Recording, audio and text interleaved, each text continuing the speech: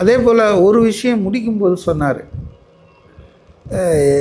நம்முடைய அரசியல் பயணம் முன்னை விட வேகமாக போவோம், முன்னை விட வேகமாக உறுதியாக நம்ம போவோம் அப்படின்னு சொன்னார்.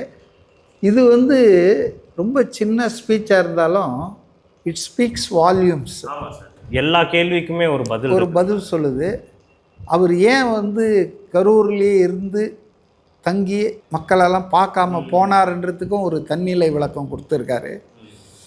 நான் அங்கே இருந்து அங்கே ஆஸ்பத்திரிக்கெலாம் போனால் அதை வச்சுட்டு ஒரு பெரிய சிச்சுவேஷனை க்ரியேட் பண்ணுவாங்க அப்படின்னு நான் உணர்ந்ததால தான் நான் அதெல்லாம் நடக்கக்கூடாதுன்றதுக்காக தான் மக்களுடைய பாதுகாப்பு தான் எனக்கு முக்கியமாக. அதனால தான் நான் டூரே இப்படிலாம் பிளான் பண்ணேன்.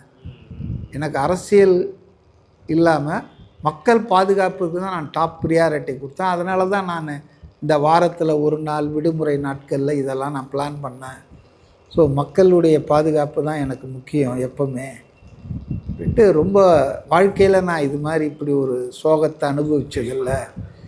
ரொம்ப எனக்கு என்ன சொல்கிறதுன்னு தெரியலன்னு அவர் பேசும்போதே ரொம்ப அந்த வலியை நம்மால் உணர முடியுது. கேட்குறவங்களுக்கு அவர் மனதின் வலியை கடத்துறாரு, அதை என்னால் உணர முடிஞ்சது.